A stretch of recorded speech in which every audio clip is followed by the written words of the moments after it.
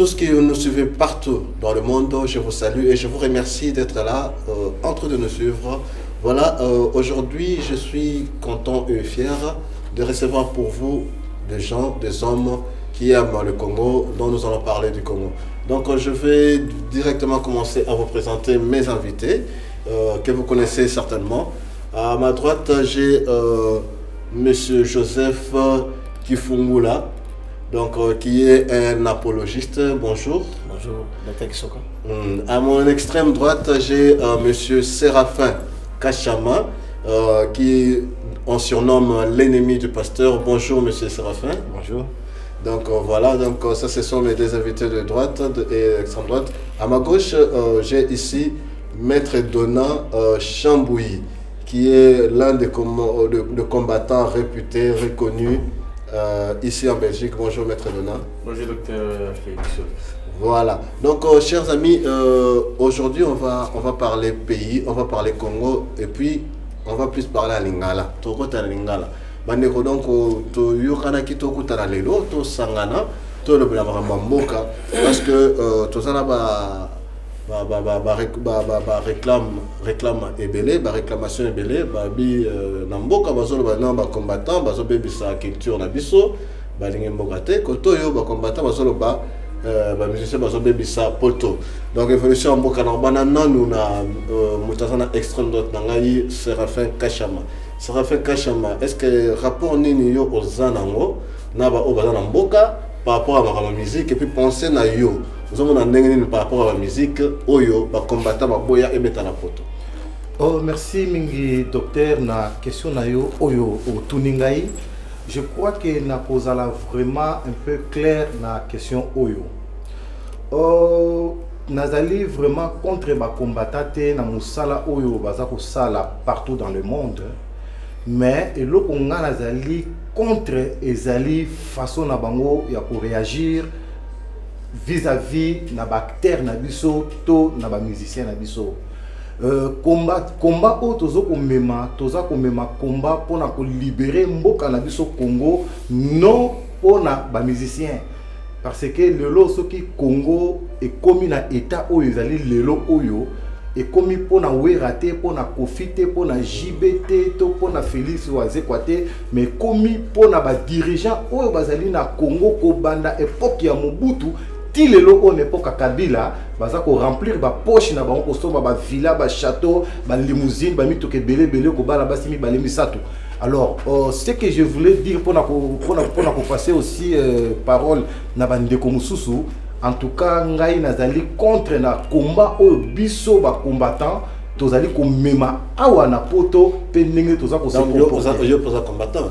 Ngai nazali combattant, oui, mais combattant na ngai ezali pona ko libérer mboka pe kozala contre selon politique. Mboka zo indépendance le 30 juin 1960. Pourquoi est-ce qu'on engage jeunesse à la règle, non? Libérer Mboka. Est-ce que Mboka est un esclavagisme? Et là, on peut expliquer quoi Bazolanda. Oui, merci papa. La question Oyo Lobi, l'air toko maka jour il y a fête nationale. Naï na fête nationale était parce que selon moi jusqu'aujourd'hui Congo est en nous libérer.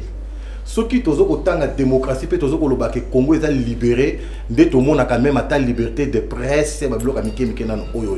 Mboka est libéré, toza toujours bazo konzabiso toujours na ba occidentaux, ba bloc amike mike, ba pa bazo ko uta de gauche à droite na ba Rwanda, ba pays amike mike, bazo ko konzapo na biso ko signer biso ba contrat bidon oyo ezanga mutuna makolo. Ça montre vraiment que mboka tozali toujours dirigé dans ba pays oyo ezali amike mike, pays limitrophes. Voilà, to avancer pour notre c'est limité car on a été donc tout ça l'apologiste Joseph Kifungula. Donc papa apologiste yo par rapport il y a domaine na yo la pensée bon yo biosa expert na OSA de Maramorolanda va penser il y a la doctrine et tout ça. Qu'est-ce que tu peux parler, qu'est-ce que penses-tu là nous reconnaissons la situation oui. Sur le plan culturel, sur le plan musique, merci docteur Kisoka. Premièrement, Zambé Apamolayo. Merci. Nauti Kolanda, intervention de papa Séraphin. En fait, Et ça m'a bêté. Je pense que na bamboka nyonso nungu ezanga raté. Bamboka nyonso même na Belgique tozali nungu ezali. Papa na koyebisa welo komoko l'année il y a 4 ans na Belgique pour avoir un gouvernement fédéral, c'était une année hein, après les élections. Hein. Une année, il y a dialogue, mais il y a qui facilité. Et na kende sous na pousse na muke tu ko sala élection papa mais jusque là au niveau régional fédéral bazobunda mais on a toujours que bana mesa bazana mesa bazoko poursuivre le dialogue. Et la chose qui nous manque dans notre communauté, il y a des fois ça manque de dialogue. Manque de dialogue et Kabul Bisso. Mais si le plan culturel, papa, ça vraiment clair pour na parole, je ne refuse pas mes amis, les combattants, tout ça c'est bien, mais tu le que tant que la musique, il y a mboka na biso, frère, il faut dans la claire à ces sujets devant internautes, dans la claire na sujet, autant que la musique en mboka na biso, ils ont toujours quand la valeur artistique en mboka. S'il y a des points, des producteurs, bateau bazana makasi ya kobenga sara batwana, ba chef d'orchestre, soki boko so na bamo. Yo kanti lelo ndenge basi babina ka lelo liboso ya bato tout ça. Et ça n'époque Joseph Kabila c'est depuis Kasavubu Mobutu. Et ça moko ya critique mboka biso mais moi je pense que je ne refuse pas, il y a des choses à corriger. Et ça normalité moi na alata et loko moko ya mukuse liboso ya baboti. Et qu'on a bien été tant que la télévision na bana ndengwana parce que bana biso musu bana poto tant bazo landamo bazo kota ba concert wana et ko epé ko bebisa ba crime soso. Donc to koki ko solo là qu'on modifie certaines choses mais tant toujours kangango tant toujours kanga musique to kangi art ya mboka moyen culture na biso et yebana et ko et puis je vous informe on est un peu en retard sur le plan artistique. Donc, dans le langage, comment on le même langage que les musiciens qui bazoloba. D'ailleurs, dernièrement, il n'y a pas longtemps, il n'y a pas même un mois, dans langage où les musiciens à Kinshasa, bazoloba, même au fin fond, il y a Bamboka, bazoloba qui nous sommes en retard parce que tu as des ressources minimes, mais retard en mosso totali. Monsieur Joseph, tout le monde a awa. Bana bazana ba gare du Nord à Paris sur orchestre moye a bana tout bazemi banini tout ça mais bana bazana ba possède na gare du Nord bana ngoma Congo à qui je dis bonsoir azana à Paris. Mais papa est-ce que ba musicien ba beta les souté ba yakate bana na poto bazemi te non ndenge za le bosote na gare du Nord non mais est-ce que bana nos bazo bazemi ba musicien bazo bazemi. Non, là, je dirais clairement non. Non, donc papa, en fait, aux autres, va bien. N'a pasteur, Nazo la même pour la musique, où ils ont comme sans zambé, puis la musique, au bandé, on a sala. On a l'ingna mom, ça va valer ya ari yambo canabiso. Tango culture yambo canabiso, ils ont poussana, c'est le Congo qui est devant. Les losos qui font spectacle, et ça m'en envexe. Par exemple, Baponi n'a pas payé Afrique. Ba bengisi ba musicien ba drapeau mati biso tozati et ça sonne comme une mise à sonne. Donc en fait nazo lancé appel na ba kambinyo so o ba kangi système nga nazo le la pona art tant au drapeau mboka telemi eza culture mboka mutozo eza ko kende liboso. Donc essayez un peu de revoir. Écoutez, il y a 4 mois na ya viomoko na wera son à quitter librement à Paris, toi qui n'as vu mon on a été au Condé Bembe à petit frère Nangani. Mais quelque part, Bakomi Kosala, Moussala Moko, Yakobombama, c'est bien, mais total à que Bazabandeko, total à comment tu veux revoir système, parce que tu as posé à culture Yambo Kanabiso et Kende Liboso. Mais nous sommes faux et salama, ma plim sanga docteur Soka, non, plus ou moins ma plim sanga, nous sommes et salama na démocratie. Ceux qui ont peine à démocrate. Voilà, ceux qui ont démocrate, nous c'est ça la démocratie. Il reste à savoir s'il y a la démocratie au pays pour que nous y soyons dedans. Donc voilà pourquoi on a Balokambamo et pas Mutuya Nungu maître donna parce que net to ba wera ba kofi to tangi ba kombo bango baza ba oyo ba kenda ko beta ba musicien Donc lelo ndeko Joseph alobi avec ceux qui batomboli ba drapeau bendele ya mboka biso ezala te. Donc eza Sony to ezala message mo bon lancé et la victoire maître Donabino boya benza musique beta. Donc JB lui a bien beta la décembre awa mais mutanga kufa to moni bo beta na garde de corps mora JB. Oui, merci beaucoup, Dr Philippe. N'a évité, bon, Naoki, Bandeko, Pessi Biano, image des alliés, Bandeko, Alandabiso. Je suis désolé pour le moment qui est dans Liboso Langa et non à Congolais, mais peut-être Baza Bikolo, Bango, Bayebi, puisque tant par exemple, Ndeko Séraphin à lobby qui est à combattant, je suis désolé parce que le combattant a été d'esprit. Alors, nous avons accepté qu'il y a un combattant, pas de combattre, combattre Mboka, on allait un combattant contre les combattants. Parce que comme on a Congolais dans ce Mboka, d'abord on a vu ça bandeko, to beta masolo, combattant, combat na biso, tozo bundisa dictature te. Na lo bakali kambo mbala mbala, tozo bundisa occupation. Il y a une différence dans par exemple pasteur Joseph a pris cet exemple il y a Bamboko Tofandi. Mais Mboko Tofandi il y a une vieille démocratie. Donc ce qui moi koloba ezali contre le Kambu, ba yebi ke bazo bundisa démocratie mais Congo azo bundisa démocratie tout à bundisa dictature simplement toujours bunda pour la occupation. Et si la carte nous sommes occupés par les étrangers aidés par les occidentaux.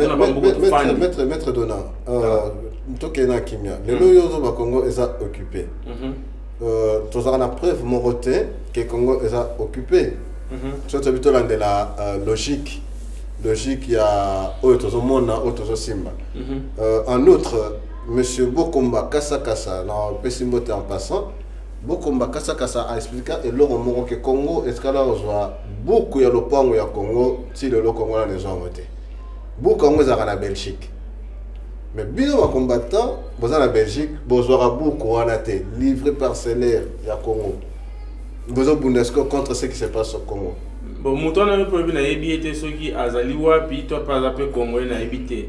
Mais tant que tinda bisoto ya rozwa pendant que tu évité que zalaka ya yebi. Et là on est salarié comme fort à ça la émission avant dans la Luxembourg je salue en passant. En plus, elle a un poteau. Elle a un poteau. Elle est congolais. Elle est congolais, je confirme. Même si elle est concernée, si. C'est quelqu'un qui fait beaucoup de choses pour la Congo. Mais Ayebi, qui est beaucoup de Zalaka, elle est mais qu'est-ce qu'il a fait pour il y a Belgique. Bon, ça, Nini, pour n'a parlé, mais bon, revendiquer. Mais moi, je pense que tout le monde a la question là, au long de la montuna, au tournant, il y a boulot, la musique, bato défendre makambo ya musique awa ndeko Séraphin alobi makambo moko awa alobi pe azo bunda na combattant. Je suis désolé aza combattant te peut-être aza combattant pour combattre ba combattant wana pour accepter mais so aza combattant pour bunda bitumbo to linga to libérer mboka na maboko ya bapaya je doute fort parce que ceux qui te téméraire musique to lobi te ke ba musicien wana toza jaloux contre Wera toza jaloux contre Kofi qui que ce soit to lobi musicien azali leader d'opinion c'est-à-dire ceux qui politiciens à coquille peut-être ils sont à côté de ce peuple, musiciens à côté de ce peuple. Voilà la raison pour laquelle tu condamnes à Batouana Botangi Bakombo. Donc, tu l'as dit il y a Liboso Tepo parce que Bazaso va gagner un bon moto, va soutenir. Non, va soutenir pour l'angai, va soutenir, mais du fait que Bazali Koroko Yembate pour dénoncer aux autres Kanakati Amboka, tu as condamné Bango. Yami Balé, bah, insalité la Bango Yembaka. Dis-moi un peu. Là, je reviens à Makambu de Joseph Alobi que voilà, culture nabiso. Ça m'étonne, culture n'a habité à moi qui n'a peut-être n'a habité mon culture de est-ce que culture en Mboka, il y a Mboka, n'importe quel Mboka, c'est seulement la musique de la musique. Peinture des alliés, c'est pas la culture. Hein? Tout le monde a balé, pourquoi battre culture en Mboka, c'est la musique. Musique, il y a tant qu'on fait des banana, tout ça quand même, bantou. Bazo yembelo ke si anga lole monase na yo ka bien ezo bi mapena disque yo fandi wana siko so imona ko na pota olobi mais papa pona bi tanga le monase o ko expliquer ni parce que ça culture na biso le quoi to pexana na tanga ba kasavu bute na ebite soki to comparer ba nzembo ba grand calais tanga lole monase na yo ka soki tikana ko za na ebite pour quelques chansons na yoka ya batata wana ya kala jamais na yo ka tanga lole monase mais le ezali to telemela biloko wana bana 12 ans 13 ans na poto ba komona ba permis ko leka même ba permis B na ebite permis ya berceau et zoma na bana ba congolais à partir de musique on a condimate. Vous comprenez nga? Mais les autres ceux qui tournent au télé ça fait partie. Et ça la pour mon côté. To le but de la Congo. Ndeko nanga au moins Angleterre. Est-ce que vous pouvez pas aller en Angleterre pour aller au calme? Vous pouvez pas faire musique pendant 20 ans. Mais puis ça se passe même pas 5 ans. Batubozo là. Est-ce qu'il a tout pasteur Joseph? Pourquoi Pasteur Joseph a un musicien liboso. Donc on va gagner musique soit au bon mal à pasteur. C'est une question à répondre. Oui, parce que nous avons remarqué. À répondre directement. Je n'ai pas compris. Et parce qu'il y a une chose. Et comment mariage? Attendez quoi. Mariage moi comment on a des complicité entre les pasteurs et les musiciens. Au comment le musicien aime bien pasteur. N'a pas pas comme à boire qui. Si vous avez qui bangate, parce que comment défendre, n'a évité. Qu'est-ce qui se passe au juste? Non mais en fait, quand tu dis, par exemple que non, l'homme va être maté, tu es l'homme va être maté. Grand Calais. Non, pas Grand Calais. Grand Calais dans l'homme, il carré même pas il y a 10 ans. Tes amis, l'homme va petit. Il y a 10 ans. Mais déjà la musique n'a pas Grand Calais, dans l'âge de la musique. C'est pratiquement même génération. Au lobby pratiquement même. Pratiquement même génération. Aux assumes, mais n'a pas Grand Calais. Est-ce que c'est comment qui m'a bossé au Yébi les Cam? Tu n'as pas parce que tant qu'on va loin, il va ben salité p. Mais on a parlé que les rôles éveillés patriotiques et ça c'est que tant que tu vas comprendre. Comment ni mboka etambolaka, ils ont une période moko et pas non ça par rapport à yo. Aux autres culture les arabes musique musiciens faut ça la boyer. Je ne sais pas, je suis pas pour la musique ni contre. Mais bana o to so bota la poto. Bana va so kola na poto. So balandi musique na biso te balanda musique à rap américain. Ba rap wana to so mona ba tona minduki, ba so bomana ba foyu, ba to so pe mitakala ya oleka ko to ba danseuse na biso. To moni de to so mona pe ba jeune na biso. Est-ce que to zo na musique ça dit qu'on compare? Non, mais pour te dire que non, c'est le même résultat. Oh, qui m'a koto yo, bon ça va koto. C'est pas le même résultat. Tout ça, tout le bise na bana ba comme na ba gang, ba so mona na. So tu m'as par exemple passer avec ce qui bat mususu, banda musique ba kanga se ba bota raté, ba bota kana bango. Aux autres c'est ça ba kamo ko ajouter. Mais ça ligne a ba raison. Ils ont wana ti na énumérer ça moi 3 4 5 voilà ça va. Donc c'est l'une des raisons comme le dit maître Donat Chamboui. Monsieur Séraphin yo ba bi oza congolais. Na monsieur Joseph donc maître Donat zo ba no bino so ba congolais pour ça beaucoup avancer si vous avancez pas argument comment tu peux expliquer ça? Et le d'abord pardon. Et le ni ba répondre peut-être à cette question. Et avant tout bloquer musique.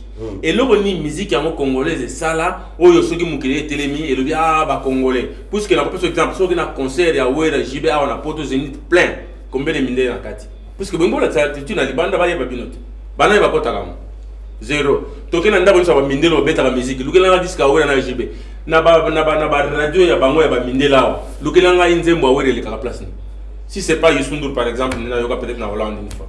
Papa Ngana lingi na répondre un peu maître Donat Muké. Oui, puis parfois ils ont étonné ngai raisonnement ya ba combattant ko bazo ko mibenga soi-disant combattant. Nenge ya zawana. Donc soi-disant combattant n'était maître. Oui. Ngai parfois ils ont étonné ngai. Na lingi na tout na l'air tozo ko loba ke musique ya Congo et memeli biso nini. Mais musique ya ba Beyoncé, ya ba Michael Jackson, memeli ba na biso nini. À part bala ta ba fashion. Après bah qui ça va pantalon bassi la bisope va comme Nicolas ta fashion bisope papa tout comme Nicolas ta fashion ça c'est normal ça peut rentrer chez nous dans la maison bah na biso ba ko tala yango ba ko la ta bongo c'est normal ça c'est pas de problème zelanam na ça ndeko zelanam papa biso to ka musique congolaise puisque bazali ko éveiller peuple te na moment occupé nazalo kene papa zelanam nazalo kene moko musique ya Congo to lobi ba insanité ezali belé tianga lolemo biloko boye ça va. Il y a américain, ils allaient bien. Donc Beyoncé, Kamata, Lataji puis Mouké, Monissa Caleçon, ça ce n'est pas un problème. Parce que c'est l'Amérique, bah on a biso bah on a biso Cassité, Bolobi à Congo il me met biso nini. Il y a ngana lingina tout na il y a américain mais il ba na so il y a poto nini. Mais on a eu réponse, c'est comment on a répondre. Aux yeux réponse c'était parce que il y a ngana lobby raisonnement la bino façon la bino ba combattre poto. Moi je vais la poser dans Papa Zela. Quand il faut parler de Beyoncé ou autre, Il y a aussi une réponse aux gens qui on parle du Congo. Donc c'est une façon de fuir aussi. Non, c'est pas une façon de, pas une façon de fuir. C'est parce que on est comme un prétexte pour okima mbano auto pesi bango. Yebisanga nanu et le konini ya pourtant il y a on appelle cet exemple pour osunga bino.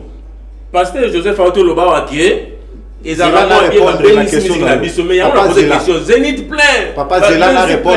Combien de minutes pour toute la culture la répondre question. Et dans auto ya la culture la biso. Et l'autre là ça. Non, avant répondre pasteur Joseph, monsieur Joseph. Bah non, mais quand même bah expliquer bah culture par rapport à ça parce que Yom Tolobi que non question la saison pour faire. Mais bien sûr, moi je vais un peu que tous à la thématique parce que Nazala clair, Nazala pasteur. Pasteur chanteur alors musicien. Nazali fabriqué parce que nanda kunanga okoka mukonomoro tenzembo wera ya papa wemba écoutez tout ça là qui mokili kala le nkolo abenga biso mais je pense que na répondre question il y a docteur qui sont musicien. Non, mais écoutez frère, frère, je m'excuse hein. Naza musicien docteur a tuningai Naza la thématique. Docteur Alobi, est-ce que Ozolo Banini face à culture à Congo, une musique la même chose à Kokangama? Vous comprenez un peu pourquoi c'est référé. Exactement. Na répondre par rapport à la question naïe. Donc ça veut dire que Maître Dona non seulement bah musiciens communément Mokiliba non, il y a aussi des musiciens chrétiens qui viennent ici. Bah frère Patrice Bayaka, bah José Nzita. Non, Okobenga bon ma collaborer frère. Écoutez, moi je pense que ça c'est vraiment l'antidémocratique. Il y a pas la démocratie. Moi je pense que papa, nous se fait le dialogue. Et puis, pendant qu'on est occupé. Non, écoutez, combattre la dictature ou bien non. Écoutez, Yolobi Awake, non, bah musicien, bah dénoncer. Mais papa, Waneza, c'est comme si Bozolinga, Batuba, ça la volonté, là. Non, papa. Mais papa, n'a pas occupé. Mais écoutez, tout le monde a qui écoutez, dans la lingi. Non, mais frère, écoutez, tu comprendre une chose. Tu comprendre une chose. Toki ma réalité wanate toki ma té parce que dans le monde entier naza pasteur Cameroun utala ngai naza apologiste défenseur de la doctrine naoka banzema mokilité mais na lobi bien tout dans la thématique nazo mona yoza thématique banzema mokilité yoka non banzema mokilité quand je dis banzema mokilité bato nyoso baza ko yema na mokilité bato yema la ba José Nzita ba wela non écoutez donc frère je pense que tous aba na mikete et ça va dire écoutez na cause là na koyeba papa wemba na koyeba werason na koyeba bango non na koyeba parce que Léon a aussi la nzambe non défendre pourquoi pardon écoutez nazo parler sur culture na biso ya mboka na biso voilà la musique fait partie de la écoutez pasteur ni natal la match tout ça la match. Tant aussi, il n'est pas réseau bêta. Et tu as l'équipe à Congo quand même.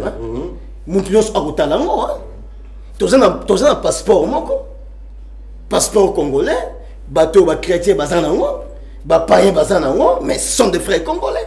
Je parle ici culture. Yambo Cannabis, ça veut dire que dans la région de Ridenaye, ce n'est pas mal quand le frère dit que non, ce n'est pas seulement la musique qui est l'art, il y a la peinture. Je me réjouis, frère. Défense nous a bien, mais moi je pense que ça c'est vraiment l'antidémocratique. Moi je pense que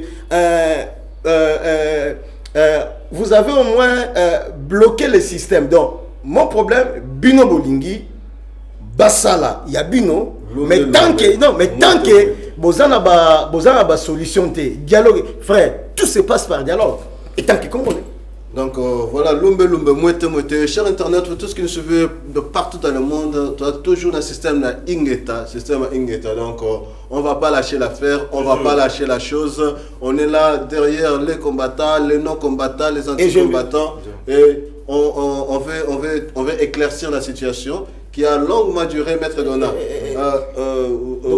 Oui, je vous je voulais quand même répondre, Maître Dona. En face, brièvement, Maître Dona, moi je suis congolais, parce que je détiens mon passeport congolais. Voilà, donc M. Joseph Hazard, congolais, a détenu le passeport congolais. Maître Dona, voilà. Bino Siko, ce qui est moutou, donc à partager l'idée au Bino Banomote, Maman, à la congolais. Non, justement, non, bon, c'est une façon de parler. C'est-à-dire que les Congolais ont averti que Mbokane a occupé. Mboka naye a perdre déjà presque une identité. Au moins il est là, Makamuto Saloya, qu'est-ce que Babani veut comprendre? Pour n'a pas tant à combat battre. Titango, et Baba se met Titango est ministre. Azana pouvoir, Azo Solana, yo mettre dans la téléphone, ceux qui mettent dans la surtout comprenant qu'ils a bouillé, pour continuer à gagner beau salaire, bisous à tous bailler. N'a pas tant à comboter. Attendez quelque chose de, Azana attendez quelque chose de pour baser à monter, bah na monter. Ndé to cancel la rana, bah na monter. Donc Yosko, ndé to cancel bah na monter, bah comment pour vivre pour kaka honneur congolais linga moi mutuka bazo benge ministre, bazo benge boyme, au fond il n'y a rien. Kabila wana kabaka mbongote. Ça, je vous dis la vérité. Donc,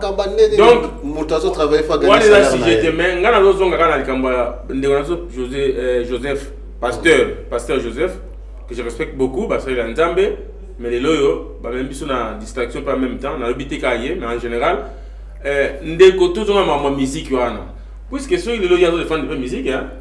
Musique profane. Non, je défends la culture. L'attitude, mais. Culture, voilà, culture. Moko. Mais dans nos zones, bien que vous avez retourné même place, mais il faut pas comprendre. Bien sûr. Passer réunion sur le lot, on a porté sur le quai, à y a un mondimi. Ah, ma soeur, vous avez un théâtre, vous avez un musique. Mais les deux pasteurs à défendre, il y a un peu de biquet, à y a un monté.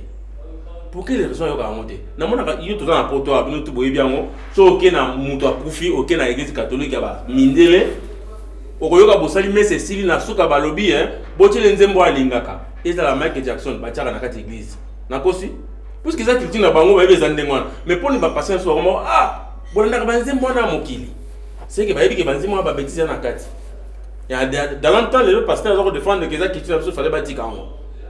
Et papa, mais ngana ngani sur le coup là. Pour comprendre yé mabé. Yango na lobby combat au bino bozo kende na yango. Na tout autour la culture gars. Culture, oui. Combat au bino bozo kende yango, bo kende nango mabé. Nande. Bozo kende nango mabé parce que yoka, bo kende nango mabé parce que na lobby ke ba dictateur makasi. Eza na Congo té. Ba eza na Congo té. Eza Kabila té. Eza ba ministre na eza no bino ba combattant na. Zelanan. Mais yo aussi Nazali combattant lokola ya binote bozo sala wana. Yo na combattant na biso. O combattre biso. C'est le modèle na mnonge bozo ko sala. Yo zo combattre biso, biso to combattre bino. Bino bozo ko combattre idée na biso parce que to lingi ki combattant na biso wa. To combattre pour na ko libérer mboka. Ozo comprendre. Ki combattant o to sala na poto. To sala pour na ko libérer mboka. Alors, bino modèle au bozo ko mema yango mikolo yo. Ngana za na vision na bino té. C'est que je aimerais comprendre. Donc tout le monde est d'accord que Mboka est occupé. Voilà. Donc, Mboka tout le monde est d'accord. Mais moi je pense pas. Zela Moi je pas ta vie parce que Mboka Ndeo Serafa lo balem so azo comparer. To ko libérer Mboka. Batuni question mo bien de Yoka. Mboka est occupé. Occupé na bana. Na va pas n'a pas. Merci. Ça c'est vrai. Très gentil. On peut pas mâcher les mots. Bon. Mais Yoka papa Zela. moi je peux défendre. Zelana c'est ça. Mboka ezali occupé. Ça c'est vrai. Il faut bêter la wera maboko pour yembeli mutazo occupé Mboka. Écoute. Wera te mutazui. La plus exemple. Wera te mutazui ba Rwandais baya na Congo. Mais le roi ba il faut que tu dans ma bavane. Wera, Kofi, JB, na ba comédien o ya théâtre o bokomi ko tshaba no ya batamiki. Bango ba luka mbongo. Bango ba sa ba pa mbongo ne mbongo. Ba luka ke pa ba pa yate. Bango ba zo luka mbongo. L'air ba ya ka potwa wa. Papa, l'air ba ya ka na potwa wa. Kabila te muta foot azula ka bango ba hôtel awa, to azula ka bango ba salle na bango ba salle ka musique na bango. Moi je pense Zelane papa. Moi je pense que on va en revenir. Monsieur Joseph, donc quand j'ai dit tout le monde est d'accord que le pays est occupé, monsieur Joseph a dit non, il y a un d'accord que le pays est occupé. Je suis pas d'accord. Je suis pas d'accord brièvement. Je suis pas d'accord parce que il y a quand même les institutions sur place. Il y a les institutions sur place. Non, pas seulement faible, mon frère. Il y a les institutions sur place. Tout se voiler la fasté. Bon, il y a des gens qui se croient que ce bâti mais comprenons quand même qu'il y a l'institution sur place. Le pays marche quand même. Peut-il y avoir de retard sur d'autres plannings, mais je pense que le pays n'est pas bloqué. Moi, je peux vous dire maintenant, ce côté de la plénière, Bissika va député Balali. Est-ce que, on a posé une question maintenant, Maître Dona, il n'y a pas 1000 Rwandais. Pardon? Il n'y a pas 1000 députés rwandais. Hein. Non. Il y a quand même. Pourquoi Non, je vous dis, j'ai dit ça parce que... Il y a quand même. Non, la PCI...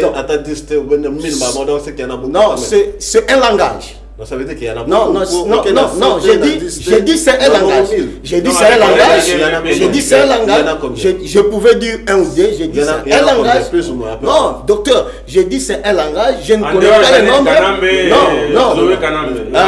Je veux dire, la maître Donna, il faut derrière les rideaux.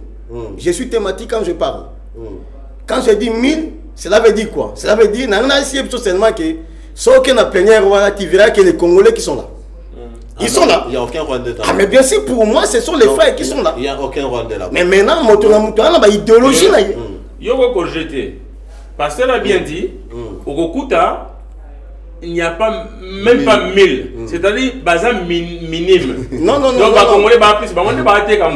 tu n'as pas compris. Non, tu n'as pas compris, frère. Tu n'as pas compris. On comprend l'engagement. Parce que tu as un rapport avec le Congo, non, mais écoutez, non,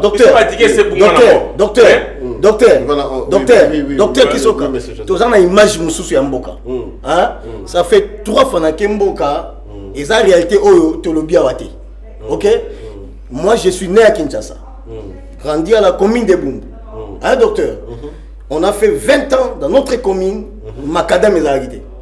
Mais, ça m'a étonné, dans Jeep, Nathan Bola, Kobanda 24 et Tishaba. Lelo, ceux qui ba ma pas on a besoin de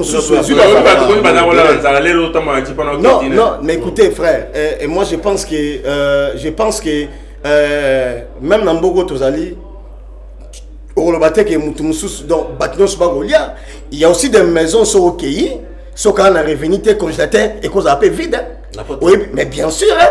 Ah, mais bien sûr. En tout cas, ça c'est vrai. Quand papa lobby peut-être aux en faire na Kinshasa. Non, mais prouve-moi occupé par qui? Oui, ça je suis pas d'accord. Il faut dans la preuve, papa. Ce qui développement Mboka, ils allaient pour la ciment au bateau tchela batona ville wana. Ça, ce n'est pas le développement d'un pays. Et le développement pays, sac à ciment, ceux qui n'ont pas le monde, ils sont dans le développement pays. Mais ça, les alités, tout le chômage, les allés élevés, plutôt à Malungue, les alités, plutôt à Malungue, les alités, fonctionnaire, les alités. Ça fait combien? Non, excusez-moi, ça fait combien de temps tu es au Congo? Je vais poser une question à tout le monde. Mais docteur, tu me donnes une question, ça fait combien de temps il est au Congo? Non, 30 secondes, Cara. Mais encore, est-ce que vous voyez le développement d'un pays? 30 secondes, brièvement. Développement d'un pays, selon vie sociale, il y a un pays au Bouza. Merci. Et maître de Nord. Moi, développement, il y a Mboka, ils allaient créer une entreprise, chômage ici, là, Mboka évoluer, n'a pas bien au hasard. Voilà. Pour moi, je dirais tout simplement, nous sommes dans un processus à développement. Non, en quoi est-ce que vous définissez le développement d'un pays? Mais, un pays développé, cela veut dire que quand tout ça marche sur le plan technologique, sur le plan social, sur le plan administratif, donc je sais que nous devons être clairs à ce sujet. Si vous le dites. 30 secondes. Oui, vraiment être clair, ça veut dire que quand je réalise les années, le développement que la RDC a maintenant, c'est différent avec les années où ça qui s'y Donc, il y a un développement. Pour la macadam. Non, c'est maintenant pour la macadam. Mais écoutez, nous avons un sérieux problème. Non, mais écoutez, nous n'avons pas le même. Un instant.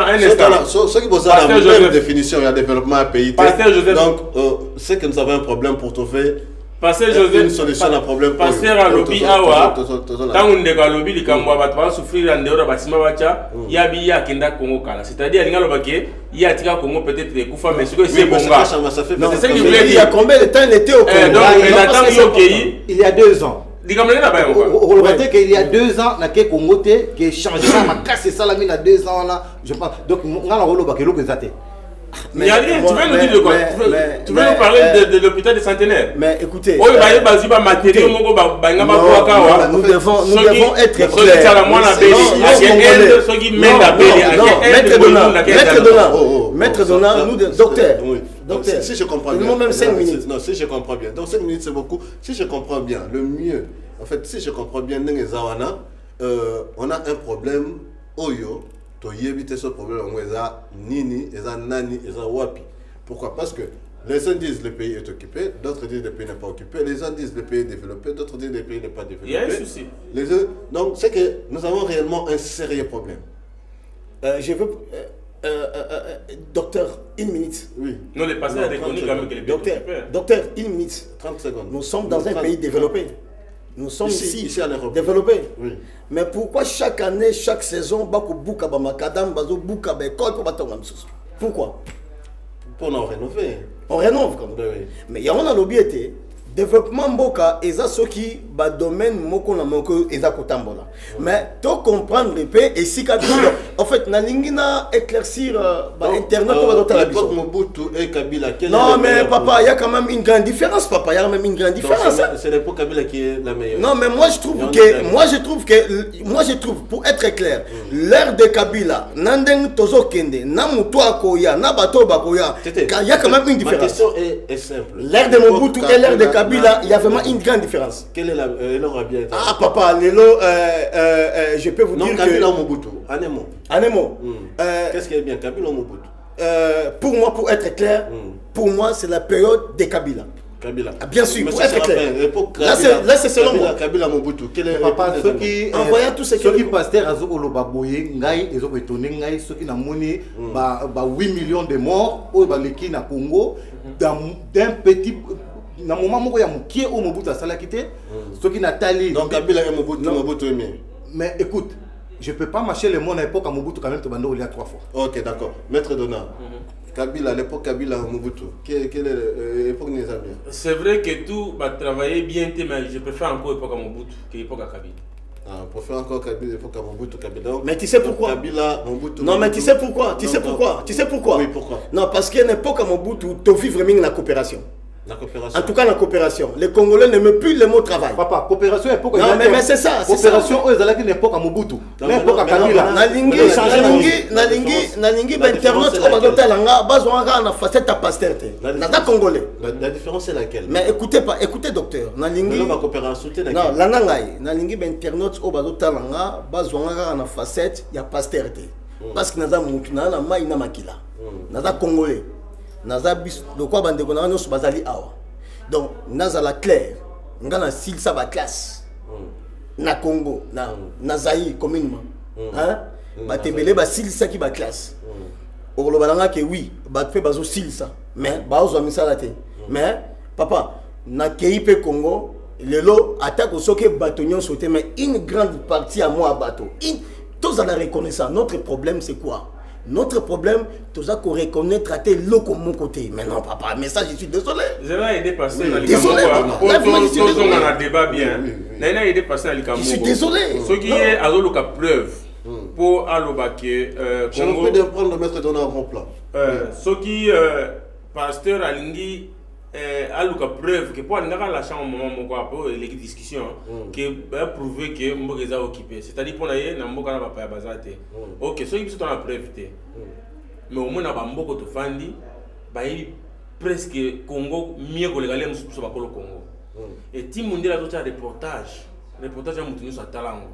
Na peut le quoi yoka banzembo te peut-être yoka na chambre mais na boka quand même information talaka.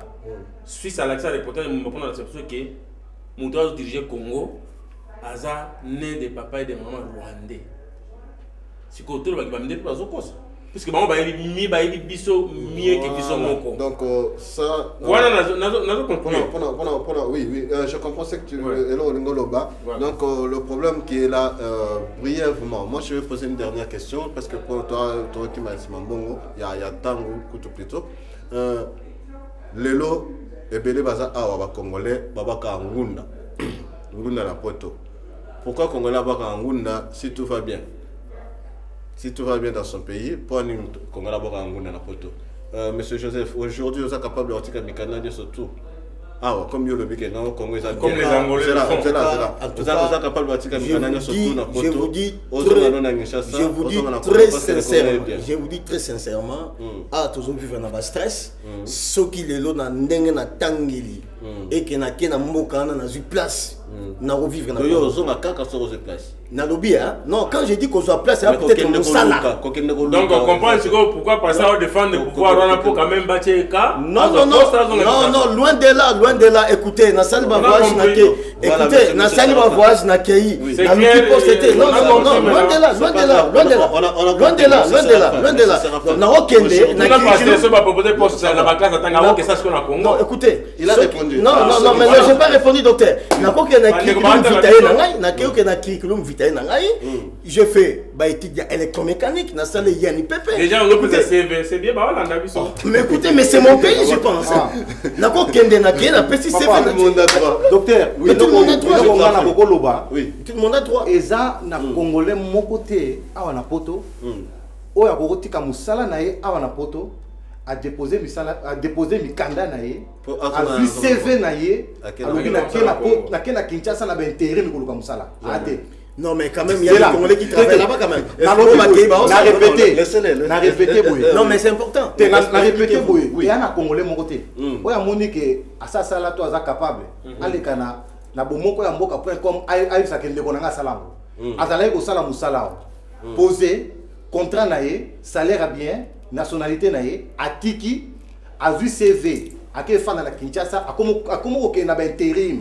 Dans la société. Est-ce qu'il y en a d'abord intérim à Kinshasa? Ça, c'est une bonne question. À comme il y a un bureau, à comme il y a un lobby, je cherche du travail. À Zate. Loba peut-être ne connaît pas un ministre, à Bengi à lobby petit na yaka na fulayo. Mais il y a mon quoi quand il y a un KI. Donc, monsieur pour dire que Congo est à par terre. Congo est allé, pas même par terre, mais en dessous à par terre. En dessous à par terre, donc sous terre, enterré. Donc voilà, maître Donna. Donc maître Donna. Non, moi je pense que ceux qui te commis au Kenya, parce que Masolo Congo a tellement monnaie que Masolo est belé. Je pense que nous avons expliqué avant de Baliawa, va reconnaître le mot que Congo est allé occupé par les étrangers. Les étrangers au Banane, Rwandais, Burundi, Tanzanie, donc tout le monde va aller dans le Congo. La bénédiction, il y a beaucoup de fans qui ont sonité photo le bango. Alors, on a mis toi, ceux Congolais à télémité. Donc, ceux qui ont se retrouvé dans la bande de Groga, passer le roi, va défendre uniquement musique. Pour tout binaka, tout ça, c'est musique, on a bâti l'émission pour tout binaka. Non, le pasteur défend l'art. Le pasteur défend l'art. Il est pas. Tout défend l'art. Lui, il m'a appris, hein. Je suis d'accord. Je suis d'accord. Mais c'est qui termine son idée. Mais là, on va défendre. Pourquoi beaucoup le bâti, bon, le roi, bande de combattre la pays ici, tu peux faire producteur à côté de musicien studio. Papa me va à côté de studio, dans la boyaka. Est-ce que pour que tu peux nous défendre, il faut que Mataba ait un conseil. Mais le coup la banane, tant que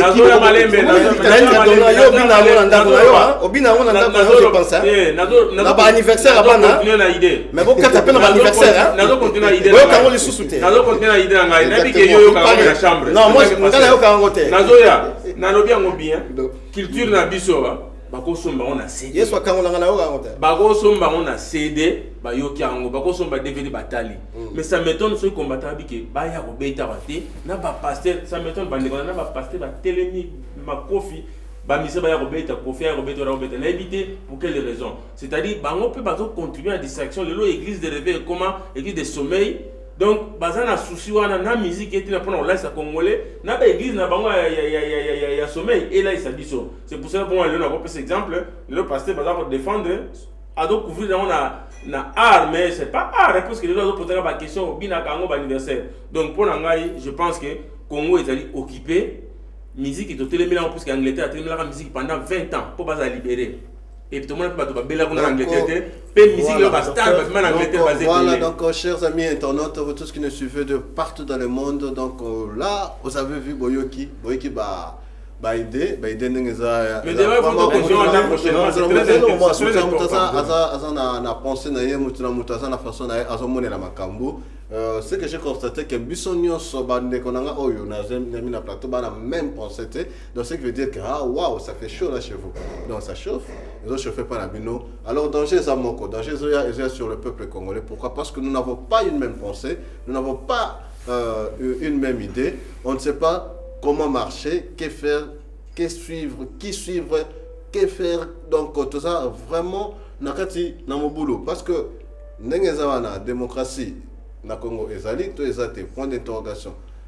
N'engezana liberté d'expression na Congo ezali to ezalité point d'interrogation parce que étonnamment les autres disent qu'il y en a et étonnamment les autres disent qu'il y en a pas. Voilà pourquoi nous sommes arrivés maintenant à la fin de notre première partie. Donc, je relance mon invitation encore pour mes invités, qu'ils aillent mûrir encore leurs pensées, là où ils étaient différents. Penser la bango. Je les reçois d'ici là, dans moins d'une semaine, pour continuer la bango. Et vous tous qui nous suivez de partout dans le monde, voyez mon numéro qui est affiché. Sauf que il y a un débat contradictoire avec ces mêmes personnes ou avec d'autres personnes au Bozoninga Kolobela par rapport à Congo. Je vous recevrai. Merci à toi, Victoria Dada Kambaji. Merci à toi, Dikon Dombasi, Johnny Ayimpi et toute l'équipe Congo Sika, Ika, Touba, Amira Mabanzila, pourquoi pas, ceux qui m'ont été na robot ya poupée Barbie. Donc je vous dis merci. Bomoko Yamboka, merci à vous vraiment, à cette grande équipe, et de TV aussi, merci à vous.